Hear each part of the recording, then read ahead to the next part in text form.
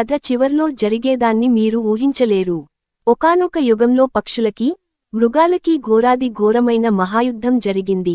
చాలా సంవత్సరాలు పక్షులు, మృగాలు కొట్టుకుంటూనే ఉన్నాయి. ఒక రోజు పక్షులు నెగ్గితే, మరొకసారి జంతువులు నెగ్గేవి. ఇలా యుద్ధం జరుగుతున్నప్పుడు గబ్బిలాలు మట్టుకు మోసం చేశాయి. ఈ చెట్టు గెలుస్తుంటే అటువైపుకి మారిపోయి ఇటు జంతువులను, అటు పక్షులను రెండిటినీ మోసం చేశాయి. గబ్బిలాలు అంటే బాట్స్. యుద్ధం జరుగుతున్నన్ని రోజులు ఏ జట్టు ఈ విషయానికి గమనించలేదు. ఇలా చాలా సంవత్సరాలు యుద్ధం జరిగేక పక్షులు, జంతువులు బాగా అలసిపోయాయి. ఇక యుద్ధం విరమించుకోవాలని నిశ్చయించి, సంధి చేసుకున్నాయి. ఇక మీద ప్రశాంతంగా ఉండాలని, ఇలా ప్రాణహాని జరగకూడదని, ఒక నిర్ణయం చేసుకున్నాయి. యుద్ధం ముగిసిపోయింది. కాని, ఇప్పుడు గబ్బిలాలకు మట్టుకు ఏమి చేయాలో తెలియలేదు. ముందు పక్షుల దగ్గరకు వెళ్లాయి.